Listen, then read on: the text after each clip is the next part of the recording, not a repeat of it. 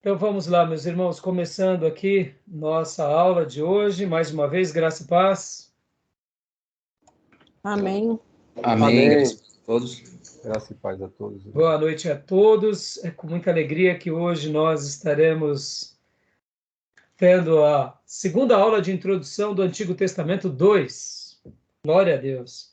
Semana passada fizemos uma introdução às poesias e aos livros de sapiência, sabedoria, sapienciais, né? Assim, a forma técnica. E hoje a gente vai continuar falando. Eu pretendo hoje ter aqui Salmos, Provérbios e, se der tempo, a gente vai também para Eclesiastes e Cantares. No entanto, se não der tempo, não tem nenhum problema, até porque os assuntos eles acabam sendo vastos e esses livros, por mais que eles sejam simples no primeiro momento, eles acabam sendo muito profundos até pelo conteúdo. A poesia hebraica ela acaba sendo muito complexa quando a gente estuda ela. Então, eu sei que é uma matéria de introdução, mas não deixa de ser profundo os assuntos, tá bom? Graça e paz, Gil. Seja bem-vindo. Graça e paz. Graça e paz a todos. Já oramos, estamos aqui iniciando a nossa gravação. E agora, irmãos, hoje eu quero gastar aquele minuto inicial nessa abertura e faço questão de ler um texto com vocês. Semana passada nós trabalhamos sobre o livro de Jó. E eu não mencionei um assunto e não dei um destaque devido a um ponto em especial. Inclusive, eu vou estar compartilhando para vocês, eu acredito que eu já compartilhei, mas eu vou estar compartilhando de novo um slide do professor Fabiano sobre o livro de Jó. O professor Fabiano fez um livro de Jó muito bom, um slide muito bom, e o que acontece é que ele fez um material em slide bem profundo, bem detalhado sobre o livro de Jó. Não vamos repassar ele aqui, porque a gente já tratou do livro de Jó, mas eu queria dar um destaque. E hoje vai ser esse destaque vai ser a nossa abertura. Como é praxe, eu gosto de ler um texto bíblico com vocês. E eu queria ler o versículo de número 6, do capítulo 1 de Jó. Quero ler essa porção.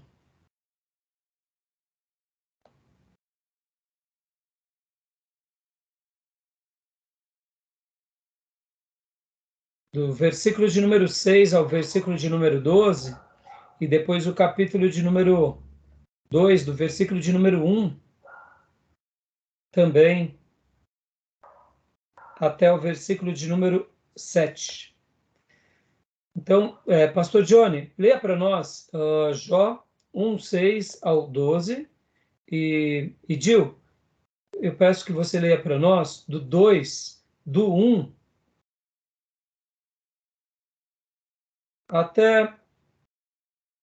até o 8.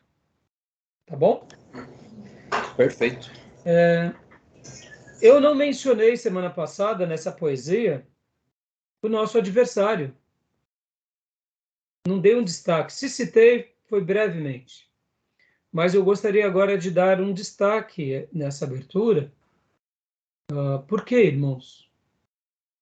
Porque, mesmo sendo livros poéticos ou livros sapienciais de sabedoria, e no caso, o livro de Jó é um livro classificado também como um livro de poesia,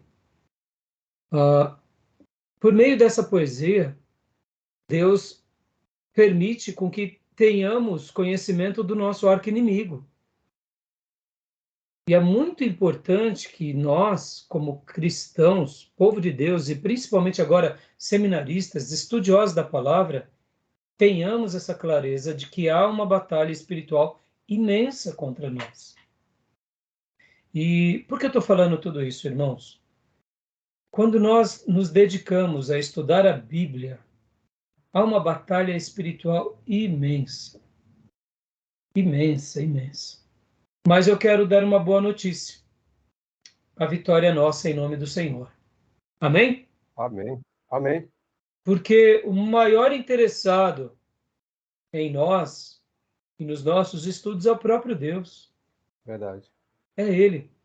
E Ele já disponibilizou tudo no reino dos céus para capacitar pecadores como nós para servirmos melhor ao seu povo, começando por nós. Uhum. De uma forma muito prática, Deus vai nos ajudar para que a gente possa ajudar outros. Uhum. Mas isso não significa que o embate inicial não seja nosso. Verdade. E por que eu estou falando isso agora, nessa abertura, e quis gastar esse tempo aqui nessa introdução? Porque fazer teologia que agrada a Deus nada mais é do que aprender a lei de Deus. E aprender a lei de Deus há um embate direto e constante contra as trevas. Ora, tentando nos tirar do caminho, e ora, tentando fazer com que peguemos atalho no caminho.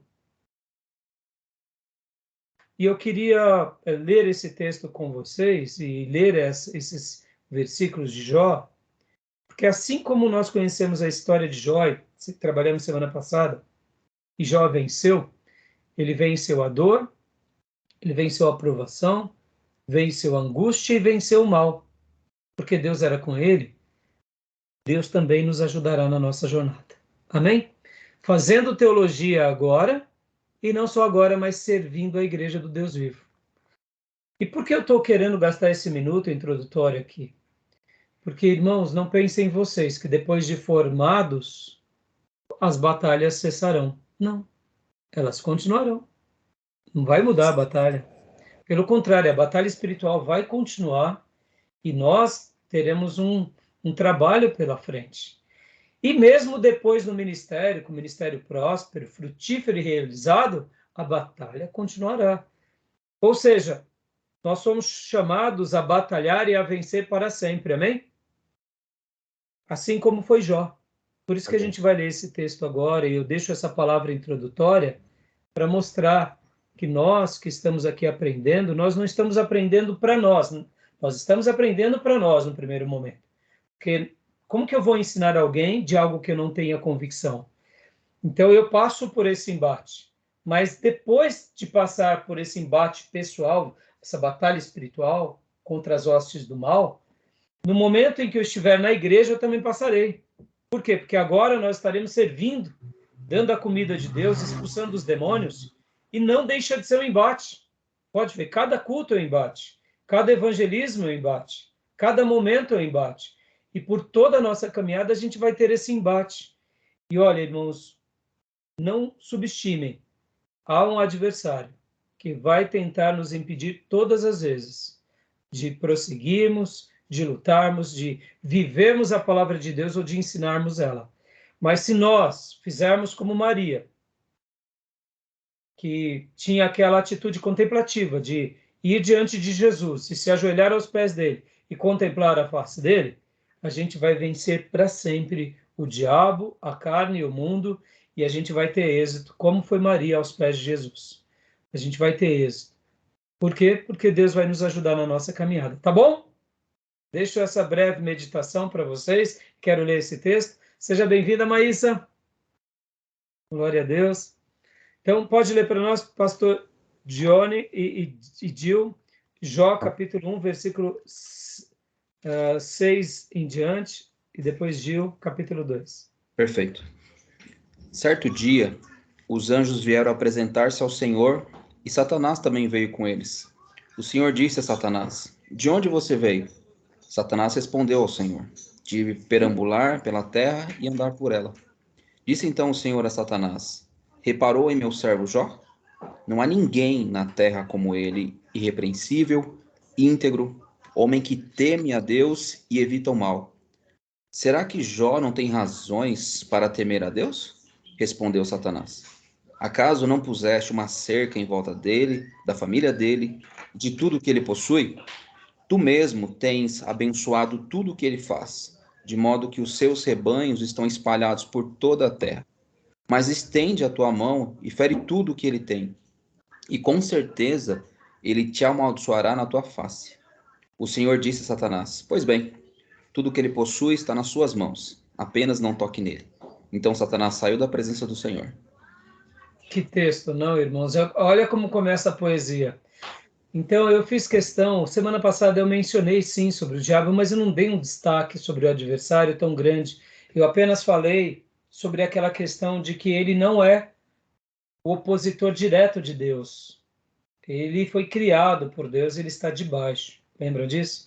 Mas eu quis agora, nessa abertura, gastar esse momento para lembrar vocês para sempre, irmãos, há um adversário. Há um adversário que luta contra nós.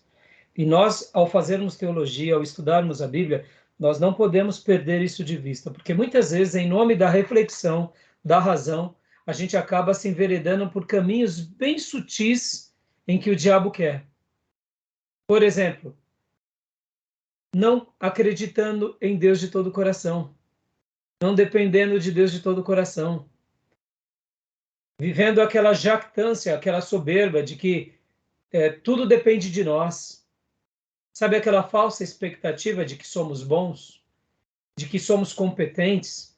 Agora, porque lemos um pouco, conhecemos um pouco, agora nós podemos fazer a obra de Deus na força do nosso braço. Ou seja, são ciladas das trevas, ciladas do maligno. E há um adversário que vai nos tentar tirar do caminho, que vai tentar, quando não conseguir fazer com que a gente saia do caminho, ele vai tentar que a gente pegue algum atalho no caminho. Com relação à Bíblia, se a gente estiver mergulhando na Bíblia, ele vai questionar os valores de Deus com relação à nossa mente, colocando dúvida. Então, meus irmãos, há um adversário, não percam isso nunca de vista, tá bom? Olha só, Jó foi, eu diria, provado por ele. Vocês conhecem a história? O inimigo tirou os bens, tirou os filhos, tirou toda a riqueza dele. E agora, no capítulo 6, vem a segunda parte mais difícil, que é a leitura do Gil. Leia para nós, Gil. Amém. É o capítulo 2, versículo 1, né? Isso, do 1 até o 8. Ok. No dia em que os filhos de Deus vieram apresentar-se perante o Senhor, veio também Satanás entre eles apresentar-se perante o Senhor. Então o Senhor disse a Satanás: De onde vens? Respondeu Satanás ao Senhor e disse: De rodear a terra e passear por ela. Perguntou o Senhor a Satanás: Observaste o meu servo Jó? Porque ninguém há na terra semelhante a ele, homem íntegro, reto, temente a Deus e que se desvia do mal. Ele conserva sua integridade, embora me incitasses contra ele para o consumir sem causa. Então Satanás respondeu ao Senhor: Pele por pele, e tudo quanto o homem tem dará pela sua vida. Estende, porém, a mão, toca-lhe nos ossos e na carne, e verás se não blasfema contra ti na tua face. Disse o Senhor a Satanás: Eis que ele está em teu poder, mas poupa-lhe a vida. Até o 8. Então saiu Satanás da presença do Senhor e feriu a Jó de tumores malignos, desde a planta do pé até o alto da cabeça. Jó, sentado em cinza, tomou um caco para ele raspar-se. Forte, não, irmãos? No primeiro episódio nós vimos aqui que Jó, depois de toda a tragédia de ter sido roubado, ter sido destruído seus bens e até seus filhos mortos, ele louva a Deus. E agora Satanás mais uma vez intenta contra ele, mas mais uma vez Satanás se levanta contra ele, agora dizendo pele por pele. E aqui nós conhecemos a história, que ele, diante de tudo, ele continua glorificando a Deus, porque vem a sua esposa e diz para ele no versículo 9, ainda conservas a tua integridade? Amaldiçoa Deus e morre. Mas ele respondeu, falas como qualquer doida. Temos recebido o bem de Deus e não receberíamos também o mal? Em tudo isso, não pecou Jó com seus lábios. Amém, meus irmãos? Quis deixar essa breve abertura para vocês, tá bom? Dizendo, olha, há uma luta espiritual. Deus, vocês conhecem a história de Jó, Deus deu vitória para ele, Deus vai dar vitória para nós. Amém, meus irmãos? saibam disso, há uma batalha que quer nos tirar do caminho, que quer nos tirar da presença de Deus, que quer nos tirar da palavra de Deus, mas a vitória é daqueles que creem em Deus de todo o coração. Tá bom? Amém? Querem comentar alguma coisa? Tem sido fácil aí seguir a Deus e aprender um pouco mais do Senhor e fazer a obra de Deus? É luta. Mas Sempre sem luta não há difícil. vitória. Sempre há dificuldade. Eu acho que alguma dificuldade que eu acho que é terrível. Por exemplo, a você lidar com o tempo e a inércia. Ou seja, eu acho complicado. Você, às vezes, o que fazer diante de situação que você não tem problema, às vezes, materiais, não está doente, mas sabe aquela sensação que parece que falta novidade? O que está acontecendo? É complicado isso aí também, viu? São lutas da nossa vida, né, Júnior? São lutas, né? Você vê, são as mais diversas, né? As mais diversas. Pastor Johnny, Cleusa, Maísa, querem comentar? Tem muitas batalhas aí na vida ou não? Aqui tá vindo de bastante, pastor. Mas a gente segue firme, não tem o que fazer, né? A gente sabe. Jesus falou que ia ter aflição, mas a gente quer prosseguir com bom ânimo, não tem o que fazer. É isso. Até o resgate, né? Até a gente voltar para a pátria, não tem o que fazer. A gente não tem escapatória, então tem que viver feliz até diante dos problemas, né? Amém. É isso aí, filha. Isso aí. Irmã Cleusa, quer falar alguma coisa? Não, diz que é verdade, que a gente enfrenta muitas batalhas, né? Todos os dias. Todos os dias a gente enfrenta alguma coisa. Isso aí. E tem vezes, irmão, por que eu fiz questão de fazer essa abertura e queria dar esse destaque agora para vocês? Porque, irmãos, não pensem em vocês que o fato de estarmos estudando aqui, a gente não vai ter batalha. A gente vai ter a batalha espiritual mesmo contra as hostes malignas. Teremos a batalha com relação a nós mesmos, os nossos hábitos. Muitas vezes mudar hábitos, ser reconstruído em hábitos, né? A batalha contra o mundo. Sim. Esse sistema corrompido. O pastor Sérgio Mascarenha, que fez a aula inaugural, ele falou uma certa ocasião lá no seminário, uma frase que eu jamais me esqueci. Ele falou o seguinte, no mundo caído, onde as notas falsas estão em circulação, quando alguém encontra uma nota verdadeira, coloca em xeque a nota verdadeira. É mesmo, verdade. Muito boa essa... Essa é uma comparação peculiar. Nossa, Hoje a gente vê um evangelho tão triunfalista, um evangelho tão de sucesso, como se fôssemos viver aqui, que quando a gente fala, por exemplo, sobre que nossa herança não é aqui, que a terra prometida não é aqui, parece estranho. Parece estranho. Sim. Quando a gente começa a falar sobre santidade, como agora eu fiz essa abertura, né, uma classe teológica, olha que interessante, estou falando o seguinte, o inimigo ele existe, nós precisamos enfrentá-lo, lutar contra ele. E, então, assim, eu quero destacar, mas ao mesmo tempo eu não quero amedrontar vocês, mas eu quero que vocês se apropriem das promessas de Deus, porque fazer teologia é lutar contra as trevas, é batalhar contra o mal e é vencer esse mal para que um dia a gente possa também vencer por aqueles que um dia vão se aproximar. Não tem coisa mais linda do que ver Deus ser glorificado por meio da nossa vida, quando a gente faz a obra dele. E é para isso que a gente está aqui, para romper com as obras malignas, vencê-las e continuar fazendo com que outros vençam para a glória de Deus, porque esse é o nosso propósito. Tá bom? Pastor Diano, quer comentar alguma coisa? Para a gente ir para os nossos slides? O senhor comentou sobre o evangelho triunfalista, né, que a gente ouve com muita frequência. E um contraste é enorme, né? Você olha, por exemplo, a fala de Jó, aceitaremos o bem dado por Deus e não o mal. Qualquer pessoa, acho que não... Qualquer não, né? Desculpa, deixa eu corrigir, mas boa parte das pessoas que estão enfrentando um dilema hoje, dependendo do que ouve, é o diabo, né? É o Satanás. É Satanás.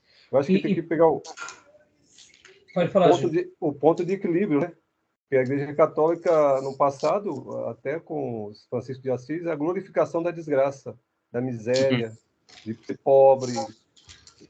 São extremos. Você tem que estar no equilíbrio, né? Exato, os extremos eles são perigosos, né? Exato. Você vê agora, olha que interessante isso que vocês estão comentando, né? E é por isso que é importante, porque ao fazer teologia, ao estudar, a gente começa a se dedicar à reflexão e a gente acha que somente a reflexão, e não é, irmãos. Não é. Não é somente a reflexão. A gente está aqui no exercício de fé e de amor a Deus, de adoração a Deus, aprendendo a amar a Deus com a nossa mente. Mas não é somente a mente. Uhum. E também, irmãos, o mal que acompanha muito seminarista, eu quero até concluir com essa fala, até gastei um tempinho a mais, é que o seminarista, muitas vezes, ele aprende, ele acha que por ele ter aprendido, ele rompe os obstáculos, e também não é. O aprendizado é um dos remos. Eu aprendi, mas o aprender não me faz triunfar na navegação. Eu preciso do outro remo, que é o praticar. Então, eu aprendo, eu pratico. Eu pratico para aprender mais. E aí a gente vai remando. É a asa dos dois passarinhos. Por isso que Jesus conclui o clássico sermão dizendo que aquele que ouve, aquele que aprende e pratica, será comparado a alguém que constrói a casa sobre a rocha. O seminário, sábio, né? o seminário ele tem um lado muito bom, mas é um lado muito perigoso. Muitas vezes a pessoa se gaba porque aprendeu mais, mas não pratica, não adianta de nada. Entendeu? Então a gente está aqui numa escola de aprendizado, mas para a gente praticar bastante. Amém? É um campo filosófico, né? Tá bom, meus irmãos. Então, olha, eu vou estar passando para vocês novamente os slides, né? E o professor Fabiano, ele compartilhou esse slide aqui de Jó, eu achei muito legal. Ele faz uma citação aqui, deixa eu mostrar para vocês. Olha que legal. É o slide que ele trabalha. Aqui, deixa eu pôr aqui. Não. Deixa eu só apresentar aqui. Do atual. Ele faz essa apresentação para Martinho Lutero. Satanás é como um cachorro na coleira de Deus. E ele pôs a foto de um pitbull. Estão vendo ou não? Estão vendo? Compartilhou para vocês? Sim, sim. Muito bom, hein? Gostei dessa fala, hein? Então, a gente não pode esquecer... Deus, né? Na de Deus. Tem crente que acha Deus, que... exatamente. Né? Na de Deus, né? O diabo, ele está na coleira de Deus, né? Deus. No sentido de não é... Deus é soberano. Deus é soberano, é aquilo que eu falei na aula passada. Gostei da sua fala, hein? Sua fala. Mas essa frase é do Martinho Lutero, né? Mas sua fala anterior, sobre soberania de Deus. Ah, sim. Foi show de bola. Porque a gente precisa acreditar nisso. Eu costumo falar até sobre essa questão, eu não sabia que essa era uma frase de Lutero, eu nunca tinha ouvido, mas eu sempre gostei de usar a seguinte comparação, que o diabo ele é um cachorro, muitas vezes até aparentemente danificado, né? Mas ele está acorrentado e ele tem um espaço de território que essa corrente chega, né? Por isso que a gente não pode ficar brincando com o pecado, né? Porque se a gente entra na área do pecado, ali... Agora, vejam bem, Jó não estava com pecado. Mas Jó foi, eu diria, foi provado por Satanás. Então, existem certas ocasiões que Deus permite, inclusive, que o inimigo se levante contra nós. Diga, Júnior. Vou usar até um termo jurídico aí que você falou. O diabo, pela frase de Lutero também, o diabo está numa liberdade condicional de Deus. Ele está numa liberdade assistida. Exatamente. Ele vai até onde eu quero. Ele está com uma tornozeleira. Muito boa, muito boa. Gostei. Mas assim, irmãos, agora lembrem disso, né? Ele tem a área dele que é a área do pecado. Por isso que a gente não pode ir ali. Sim. Mas também tem hora que Deus permite ele fazer algumas coisas que a gente não entende. Foi o caso de Jó. Amém? Tudo bem, meus irmãos? Então, eu só quis compartilhar esse slide para vocês, para poder reforçar a matéria da aula dada semana passada, né? Olha aqui, o slide do Fabiano, né? Ele coloca Satanás na Assembleia de Deus, o diabo em cena, né? que está aqui no livro, e a gente vê que o diabo ele sempre vai estar em cena mesmo, e também no Antigo Testamento ele tem várias aparições, na forma da serpente, quando Davi é levado pelo povo sobre aquela questão do censo, né? Aqui também, com relação a Zacarias 3:1, Deus me mostrou um sumo sacerdote, Josué, o qual estava diante do anjo do Senhor, e Satanás estava à mão direita dele para lhe opor. Então a gente vê que no Velho Testamento as lições sobre o adversário, elas são muito reais e a gente não pode perder isso de vista. Eu quis deixar essa abertura um pouco mais longa para a gente fixar tudo isso, porque agora vamos lá para a aula de hoje. Hoje a gente vai trabalhar um pouco mais sobre o livro de poesias. E eu queria também aproveitar aqui um outro slide do Fabiano e fazer só uma citação da poesia hebraica, né? Olha só que interessante. Quero ler aqui um outro slide agora. Eu passo para vocês também esse material depois. Deixa eu trocar aqui o slide.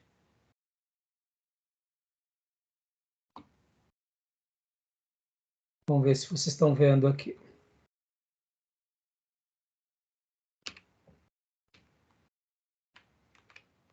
Estão vendo o slide? Introdução. O pastor está Sim, bem pastor. pequeno aqui para mim. Está pequeno? Deixa eu aumentar aqui, então. E agora?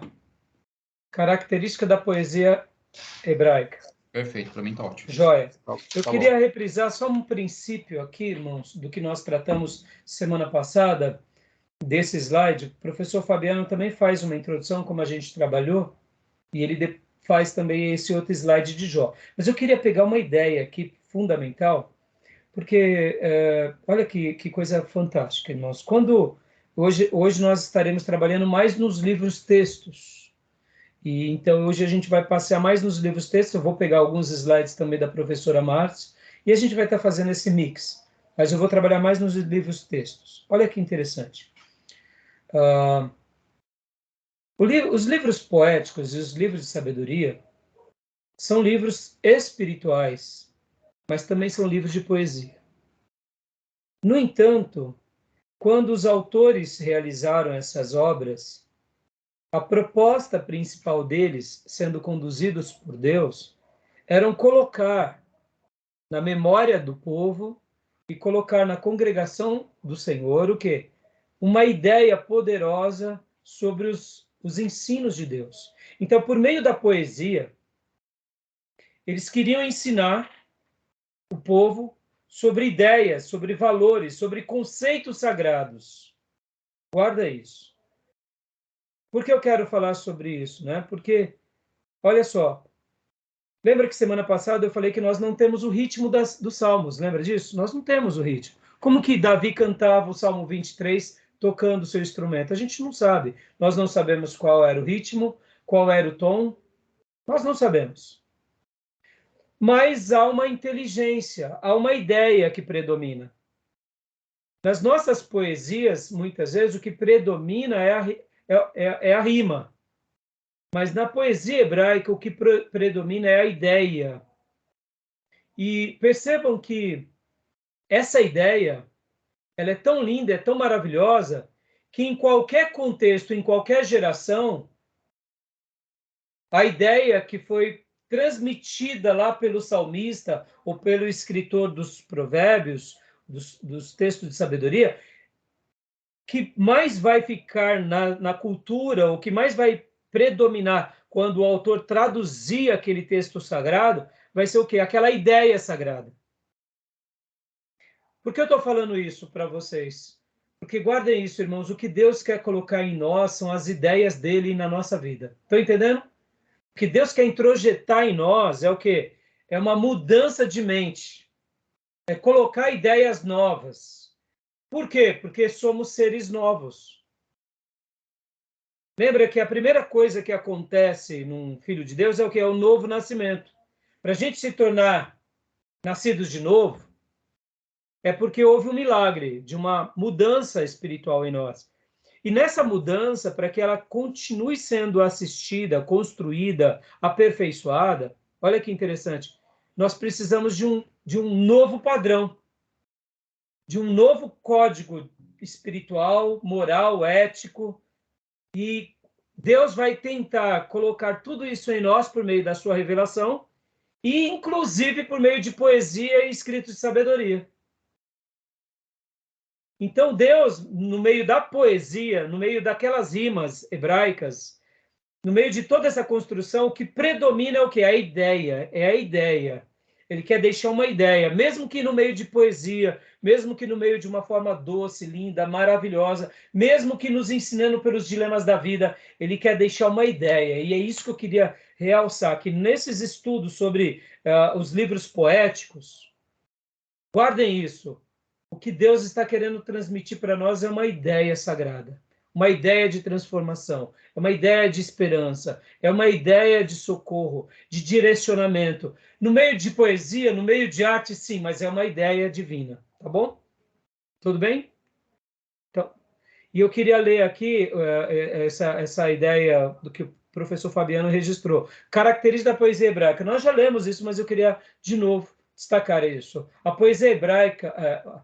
a ênfase no paralelismo, mas principalmente essa segunda parte aqui. A poesia hebraica enfatiza mais o ritmo da ideia do que o ritmo do som, pois a mente oriental está mais interessada no conteúdo da ideia do que nos meros artifícios literários. Deixa eu dar uma pausa aqui.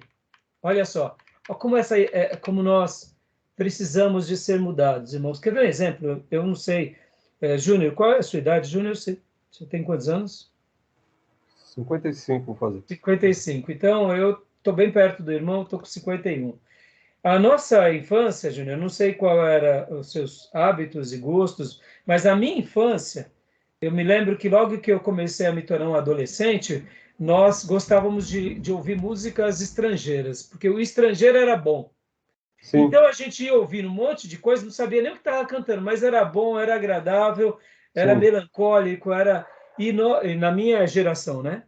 Então eu lembro disso, que depois que eu me tornei rapagote, já praticamente adulto, que eu comecei a ver uma beleza na cultura brasileira. Olha que interessante. Sim. E aí depois da conversão, eu me converti aos 17 anos, eu ainda era um adolescente, mas eu tive uma adolescência muito prematura, eu comecei a trabalhar muito cedo, trabalhar registrado com 14 anos, então imagine, eu tive uma adolescência prematura. Eu nem passei para a minha adolescência, já me tornei um jovenzito, achando que já era um homenzinho, sabe? Mas assim, foi a minha fase de vida. Mas por que eu estou falando isso? Depois da conversão, eu comecei a ver o lado bonito do nosso Brasil, as músicas brasileiras, e coisas que o povo brasileiro faz e tem sentido, ou tem história. Eu comecei até a se tornar um apreciador melhor da nossa cultura.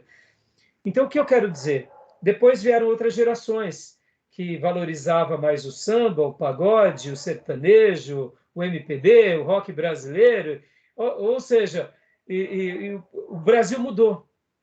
Por que eu estou falando isso? Pode ver que antigamente o filme bom era um filme de Hollywood, não é? Pelo menos na minha infância, né? Steven Spielberg era o grande cineasta. Ou seja, tudo que é importado é melhor. E quem disse que sempre tudo que é importado é melhor? Cultura americana. Cultura americana, né? E por que eu estou falando isso, irmãos? Na poesia hebraica, fazendo essa ponte aqui com a poesia hebraica, para o judeu, a ideia é muito mais importante, pois a mente oriental está mais interessada no conteúdo da ideia do que nos meros artifícios literários. Perceba que nós, como povo de Deus, nós precisamos ser apaixonados por ideias. Por ideias. O que está dizendo aquilo? O que o salmista quis dizer? O que está escrito em Eclesiastes?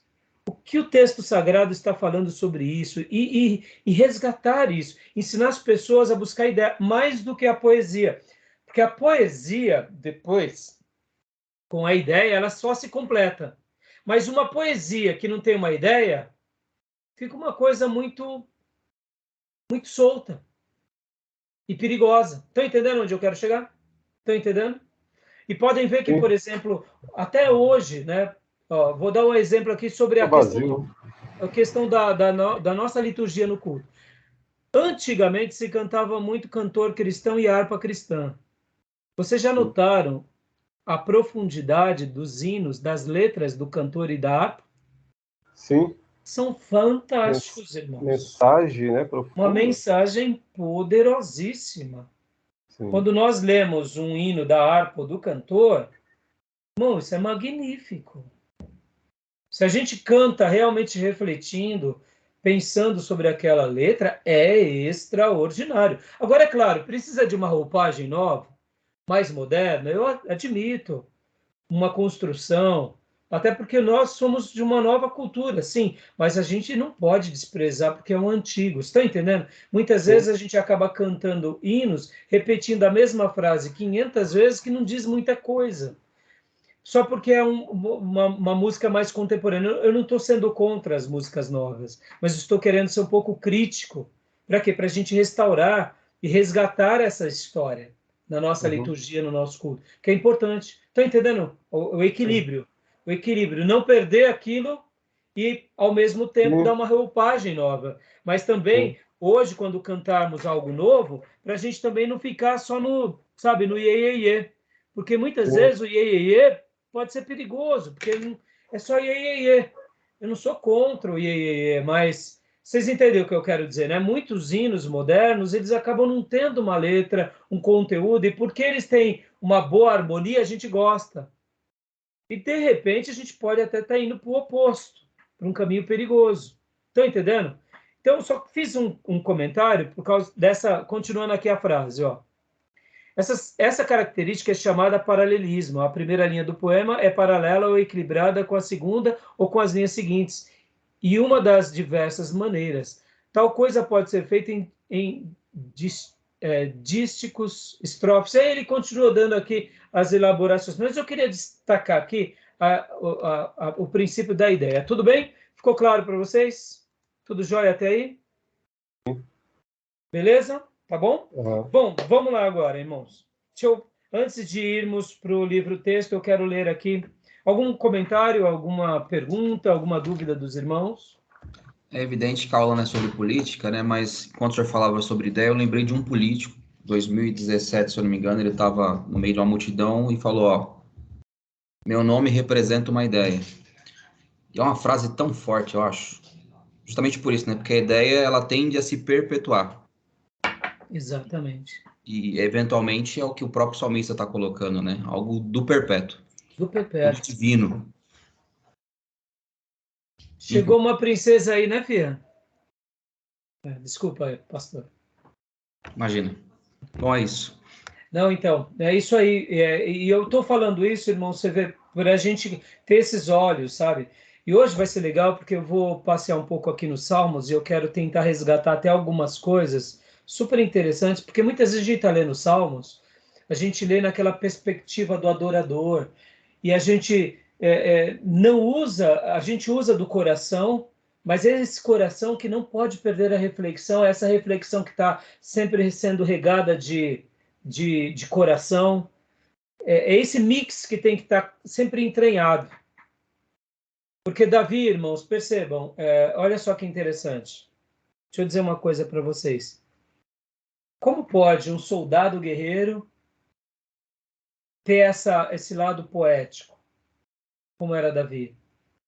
Vocês entendem? Ele tinha uma mente aguçada, tinha uma disposição física também muito de muita competência, mas ao mesmo tempo ele tinha esse lado poético, de poder extrair verdades das coisas mais simples da vida, inclusive das dores, para ter um momento de adoração. Então, isso é genial.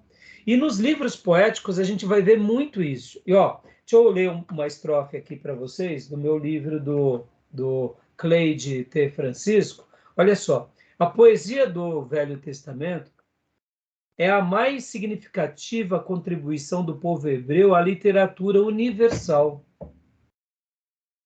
Olha como é poderoso. A poesia do Velho Testamento, que engloba esses livros que a gente está estudando, ela contribui para o povo hebreu e para a história universal. Pastor, é tudo isso? É tudo isso. Pode ver que esses princípios dos Salmos são espalhados em todas as culturas. Praticamente quase todas as religiões comem nessa cozinha dos livros poéticos. Podem ver que, indiferente da religião, eles usam provérbios, usam salmos. E nós, até nessa hora, devemos explorar na nossa instrumentalidade de evangelização. Porque pode ver, um espírita conhece um pouco dos salmos. Um frequentador do budismo conhece um pouco de provérbios. E muitas vezes esse pode ser uma porta para a gente evangelizá-los. Porque há uma contribuição universal. Porque como são poesias e como são escritos de sabedoria, as pessoas elas ficam mais abertas a essa recepção. Perceba. Então, há uma riqueza para o povo hebreu, mas há uma contribuição de forma universal às nações. E aqui também até abraça o quê? As próprias, eu diria, culturas no sentido mesmo de literatura. De literatura. Nós não vimos nas aulas do bloco anterior que o livro de Ruth e de Esther é praticamente uma novela? Se nós pegássemos o livro de Ruth e de Esther e colocássemos dentro dos livros poéticos, daria, porque é praticamente encenação de novela. Perceba, é uma instrumentalidade de evangelismo. É uma instrumentalidade de ensino. Hoje, por exemplo, né, eu estava aqui, tem uma moça trabalhando aqui em casa, e ela é católica, e hoje uma senhora, né? E hoje eu perguntei para ela, né? A senhora já leu o livro de Gênesis? E ela disse, não, eu nunca li. Eu falei, não, nunca leu? Poxa, aí eu comecei a jogar as pitadas de mel. Ah, a senhora não imagina como é maravilhoso a história de Abraão. Porque nós estávamos falando dos ocorridos que aconteceu ontem, daquela tragédia do aluno que matou a professora, e começamos a falar de famílias que muitas vezes são boas, e daquelas famílias nascem filhos cruéis, e então começamos a conversar, e aí eu comecei a falar, olha, você sabia que na história da Bíblia tem histórias que acontecem assim? De famílias boas nascem filhos problemáticos. Eu sei que não é uma exceção. Aí fui para Gênesis. E aí falei um pouco de Abraão. Aí depois eu falei, você conhece a história de Jacó? Ela falou, ah, não. Eu falei, eu só vou te dizer uma coisa, o nome de Jacó é enganador. Ah, é? Eu falei, é. Olha, a senhora nem imagina quem foi Jacó. E olha, para melhorar ainda, fui só jogando as pitadas de mel, irmãos. Deixando ela com vontade. Eu falei, olha, e dos 10 filhos de Jacó, ele teve 12. Um era pequeno, mas dos 12 filhos, um que era café com leite, que não conta, dos 11 filhos, 10 era tranqueira. E um era espetacular. Ela falou, puxa, eu falei, você nem imagina o que acontece. Aí, pronto. Aí deixei ela assim. Ou seja, eu fiz ali uma apresentação quase que poética do livro de Gênesis. Né? Eu apresentei para ela hoje como uma novela. Você não tem noção do que aconteceu com Abraão, com Isaac, principalmente com Jacó e o descendente de Jacó. Eu fiz questão de nem comentar. Então, você vê essa frase que eu queria destacar para você. Aguçou a curiosidade, né? Hã? Aguçou a curiosidade. Aguçou a curiosidade. Vocês que conhecem a história sabem do que eu estou falando, né? E eu falei assim, e é impressionante, porque aqui os livros poéticos têm esse poder. Aí aqui o Francisco continua dizendo no seu livro, tal e qual outro qualquer povo, a sua literatura primitiva era poética. Ou seja, a literatura do povo judeu é poético. É poético também, tem poesia também. Deixa eu ler uma outra frase aqui, do nosso outro livro, que é o livro do... Hoje ele está como Panorama, mas na versão antiga era Merece Confiança, o Antigo Testamento, do Gleison Archer, né? E ele diz, Introdução à Poesia Hebraica. Júnior, quer me ajudar? Você tem o livro, né? Capítulo 24. Eu vou ler o primeiro parágrafo, tá? Muitos críticos do século XIX supuseram que os hebreus fossem incapazes de cultivar a poesia de culto lírica ou didática antes de uma data bem avançada, e mesmo assim, só sobre a influência dos seus vizinhos com mais cultura. É interessante, irmãos, fazer um comentário aqui, que quando a gente começa a estudar um pouco essa questão do Velho Testamento, houve uma mudança na chave. No século XVII, no século XVIII, eles estavam perdendo essa beleza pelo Velho Testamento. E eles viam o Velho Testamento de uma outra perspectiva. Então, os críticos do século XIX achavam que os hebreus eles eram incapazes de ter uma compreensão da poesia de uma forma mais profunda. Os representantes da escola racionalista sentiam plena confiança não somente em negar a autoria davídica de todo e qualquer salmo, mas até de negar que em qualquer salmo tivesse sido escrito antes do exílio da Babilônia. Não hesitaram em atribuir um número substancial deles ao período dos Macabeus, ou seja, cerca do ano 160. Então, perceba aqui, aquilo que eu disse no início da nossa aula. Há uma batalha espiritual querendo negar as escrituras, querendo negar os autores, querendo achar que a poesia do povo de Deus, eles não tinham capacidade de fazer uma poesia tão rebuscada, porque eles eram pastores, campesinos. Sabe por que, de fato, essas escolas racionalistas, a teologia liberal, eles subestimam isso? Sabe por quê? Porque eles esquecem de um detalhe, irmãos. Mesmo sendo um povo agricultor, mesmo sendo um povo pastor, era tudo isso sim, mas eles tinham o Espírito de Deus, eles ignoram isso. Aquele povo era um povo campesino, era um povo muitas vezes tribal, mas era um povo que tinha o Espírito Santo de Deus. E quando nós desconsideramos esse lado sobrenatural, lembra que na minha abertura eu falei sobre a guerra espiritual? Quando a gente ignora isso, que eles eram um povo tribal, a gente compara eles a muitos outros povos tribais, que são limitados. Logo, se eles são limitados, eles são incapazes de fazer uma poesia com muita erudição. Só que eles se esquecem de uma coisa. O Espírito Santo de Deus nos dota a nos tornarmos mais sábios do que os sábios. E esses povos aqui, mesmo vivendo em tendas, sendo campesinos, sendo escravos no Egito, vivendo no deserto, eles tinham aquilo que a escola, muitas vezes, desses homens racionalistas, teológicos liberais, não tem, que é o Espírito Santo de Deus. Eles têm uma mente aguçada para a ciência, mas eles não têm uma mente aguçada para o Espírito Santo de Deus. E é isso que a gente, até aqui agora, a gente tem que dar uma mão à palmatória ao cristão piedoso que muitas vezes vive, sabe, irmãos, lá no meio do sertão. Aquele irmão piedoso lá do meio do sertão que aprendeu a ler e escreveu a Bíblia, ele é dotado pelo Espírito Santo de fazer coisas que a gente fica boquiaberto, porque a gente até, quando vê um cristão, uma pessoa simples, fala, mas você estudou aonde? Como que você construiu essa poesia? Irmãos, é a habilidade de Deus na vida de alguém que se entrega a Ele. E você vê, pode ver que quantas são as pessoas que fazem obras lindas na evangelização, no ensino, e eles aprenderam com Deus na raça, no campo, lá no meio ribeirinho, nas missões.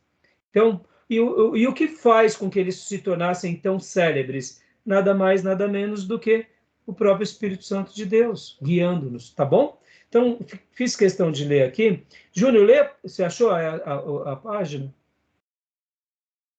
Está bloqueado o seu microfone. Com a página?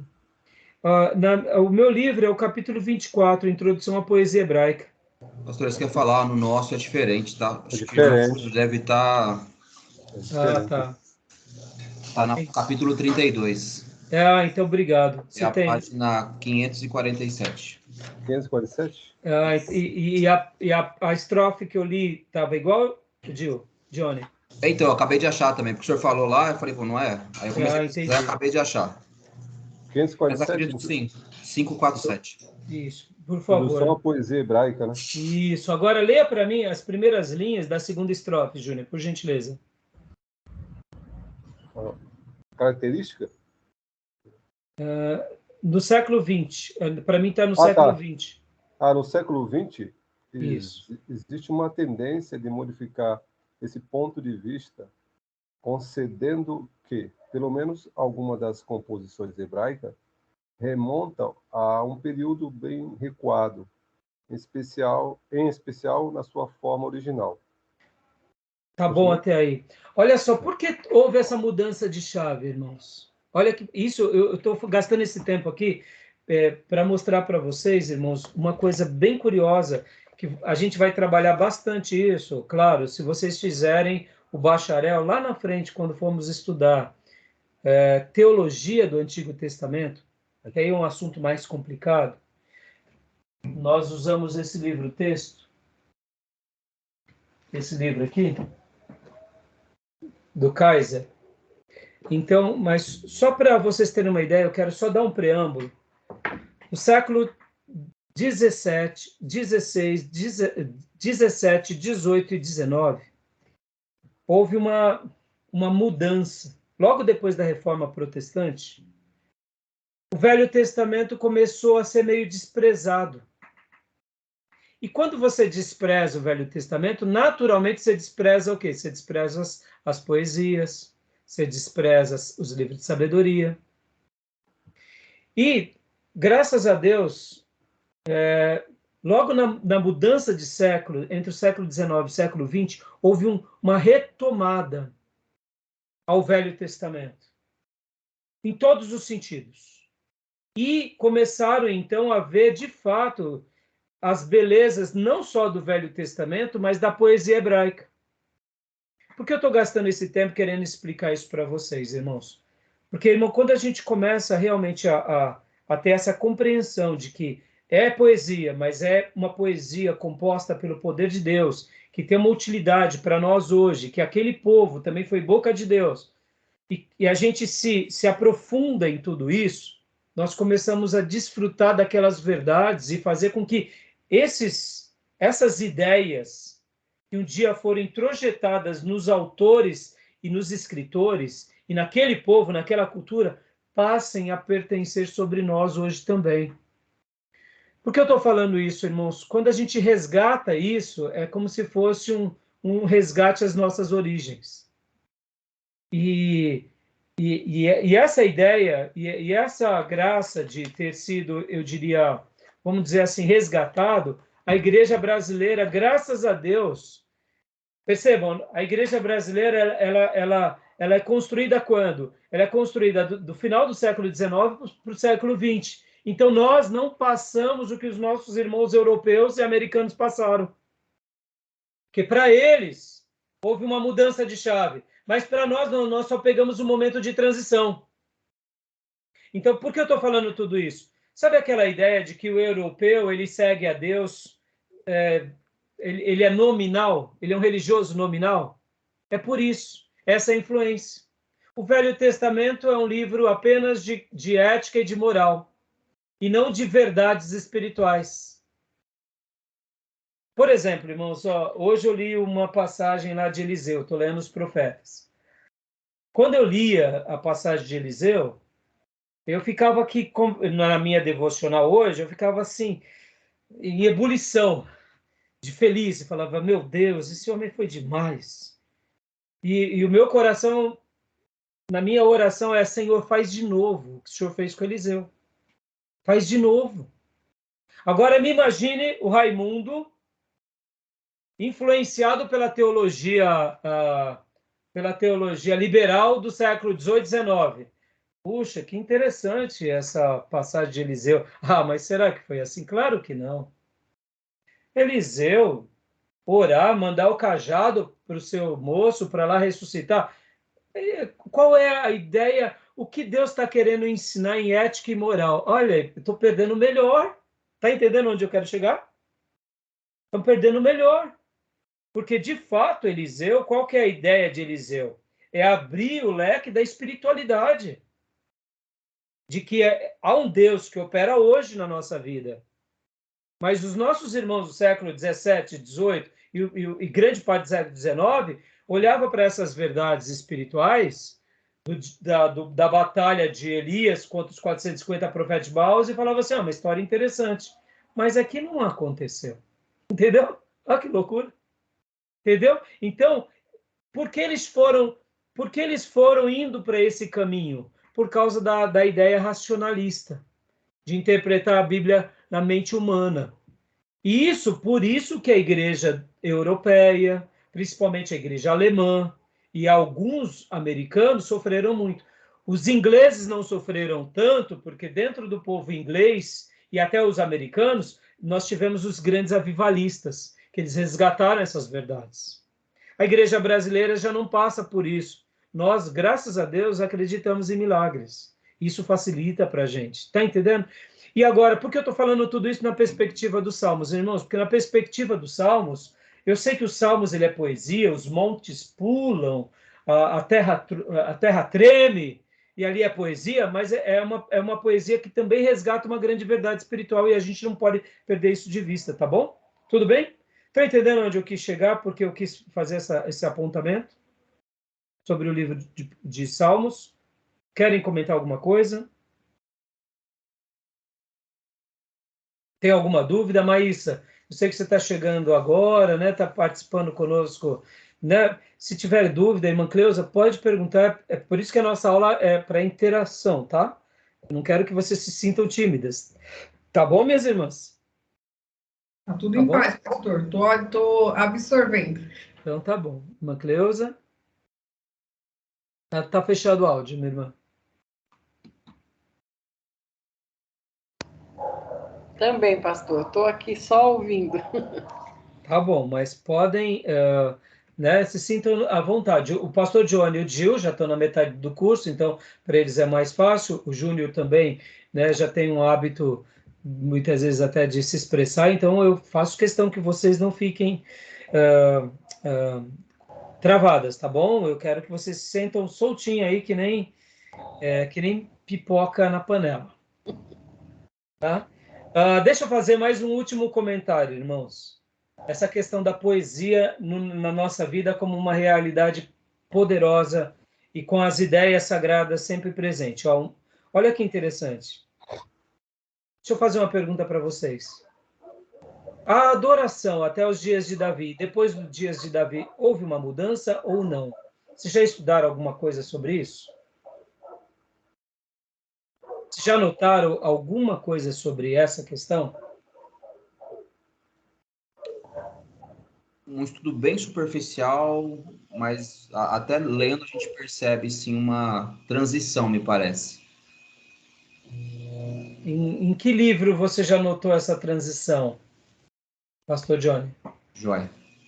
Bom, nem Samuel, se bem que Samuel está ali do lado de Davi, né? Então, é um dos que eu percebo isso, assim, né? O fato de haver o sacrifício, e na cabeça do hebreu o sacrifício é uma adoração, e aí com Davi a gente já percebe isso, mas ao mesmo tempo uma adoração expressa no seu vocabulário, né? Uma intenção de entrega e de renúncia a esse Deus. Muito bem. E vou tentar acender, relembrar. A maioria dos salmos é de Davi. E logo Davi também tem outros salmos. Lembra o salmo de quem mais? Deixa eu pegar a memória aqui, peraí. Pega lá. Moisés, Salomão. De Moisés, Perfeito. Salomão. Quem mais? Tem dos